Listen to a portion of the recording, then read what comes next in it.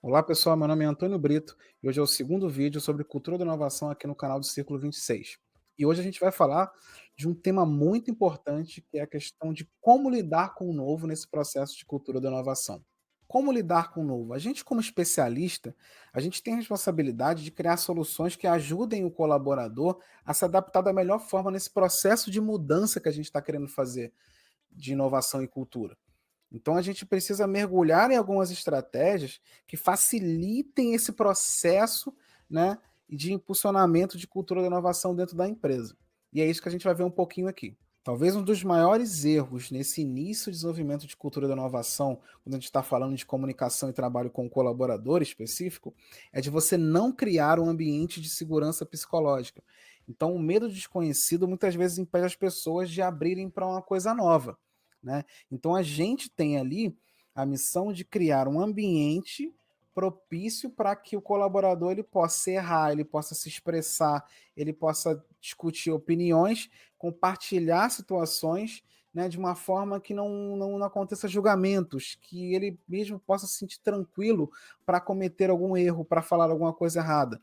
Esses ambientes, né, eles são propícios porque eles deixam o colaborador muito mais confortável. E quando você não cria esse ambiente, nesse início de processo de cultura, muitas vezes você acaba fechando uma porta com esse colaborador. E aí acontece o quê? Acontece que as empresas ao longo do tempo acabam querendo substituir porque o colaborador ele não se adequa à nova cultura da empresa, quando na verdade quem fez isso foi a própria empresa. Uma das maneiras mais eficazes desse início de você fazer o colaborador acompanhar essa mudança é você criar uma trilha de conhecimento, um aprendizado contínuo de habilidades, de tecnologias, né, e de toda essa perspectiva de transformação digital e inovação que acontece e que vai acontecer na empresa, que você disponibilize recursos para que o colaborador ele se desenvolva nesse sentido, através de workshops, treinamentos, palestras, eventos, enfim, que você crie soluções, que você crie movimentos para que ele converse com o atual momento de desenvolvimento de cultura da empresa, né? Então você precisa encorajar o colaborador a esse percurso de aprendizagem. E aí o que acontece muito hoje é que a empresa ela acaba escalando esse desenvolvimento nessa perspectiva, essa cultura, e o colaborador ele não acompanha isso. Então você precisa balancear isso.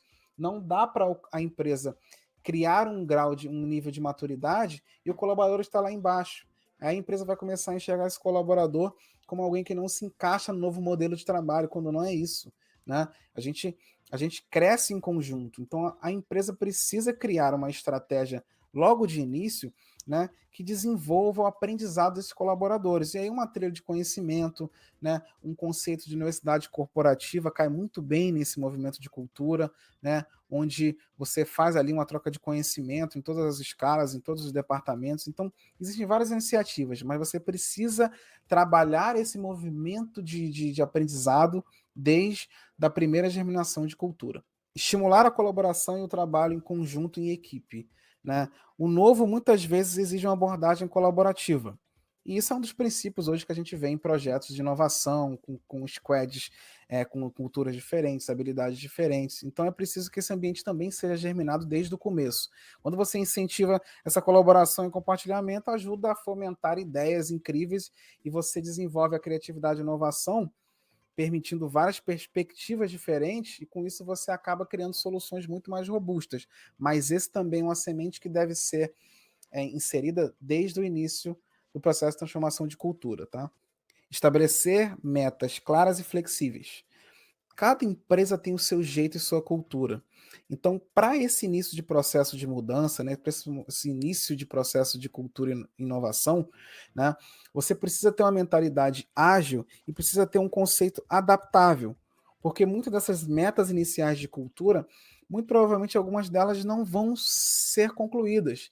E aí você tem que ter um diagnóstico, não é nenhuma cultura engessada. Então, para isso você precisa incentivar, né, até que novos indicadores e que novos percursos sejam criados nesse início de caminho. A maturidade em inovação ela só vai vir com muito tempo, né? Então nesse início você precisa ser bem flexível e você precisa passar essa flexibilidade, essa cultura de flexibilidade para o colaborador, para que ele possa encarar esses primeiros objetivos estratégicos de forma intensa e sem preocupação com o erro. E aí cabe, né, aos líderes guiarem ali o caminho e desenvolver indicadores e desenvolver e adaptar as questões mais rapidamente para que as mudanças sejam feitas de forma necessária e que a inovação continue sendo feita, né, na empresa. Comemorar as conquistas, celebre as conquistas de inovação com os colaboradores, reconheça essas conquistas. Elas são muito importantes porque isso motiva o colaborador a inovar mais, a se sentir mais seguro nesse processo de mudança de cultura. Agora, além de valorizar o esforço, você precisa também discutir aquelas que não foram a contento, né? Então isso gera aprendizado também. Então discuta também com os colaboradores os processos de inovação que fracassaram no meio do caminho, ou que não chegaram a um resultado satisfatório, não geraram tanto valor como a gente imaginava. Porque comemorar as vitórias é importante, mas no movimento de cultura, quando você também discute os desafios, os obstáculos, você cresce nesse percurso, você cresce nesse caminho, né? Vira uma escola. Não só o processo de mentoria, mas isso também vira uma mentoria ali de aprendizado para o colaborador, que ele precisa entender que a jornada que ele fez naquele produto não foi tão bem efetuada e ele precisa executar de uma outra forma.